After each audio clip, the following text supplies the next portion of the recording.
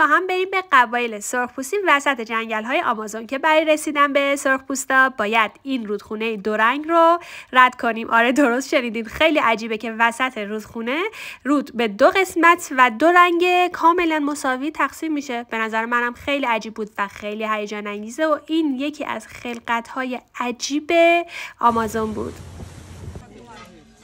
در بعد ورود به قبیله، مردهای سرخپوست به نشان احترام و خوشامدگویی ساز مخصوص خوشامدگویی رو نواختند. بعد از اون زنهای قبیله کم کم به مردها ملحق شدن و به رسم خوشامدگویی رقصیدن.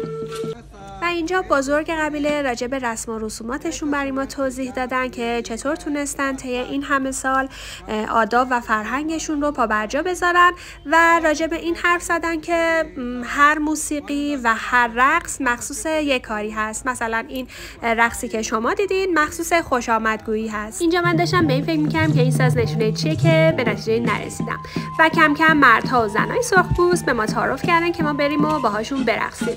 و یک رسم خیلی مهمی که داشتن این بود که زن باید با مرد برقصه و بالعکس، و اگر که زن با زن یا مرد با مرد می‌خواست برقصه نشونه بدی بود براشون و انگار که بهشون بی‌احترامی کرده بودین و من نمیدونستم و اول دست یه زن رو گرفتم و همچین زد رو دستم که اصلا مونده بودم که چرا، ولی گویا که یکی از رسومات مهمشون هست.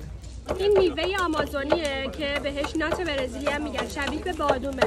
طعمش هم بخوام بهتون بگم یه چیزی شبیه بادوم و نارگیله، یعنی ترکیب این دوتای مغز چرب خیلی خوشمزه‌ایه.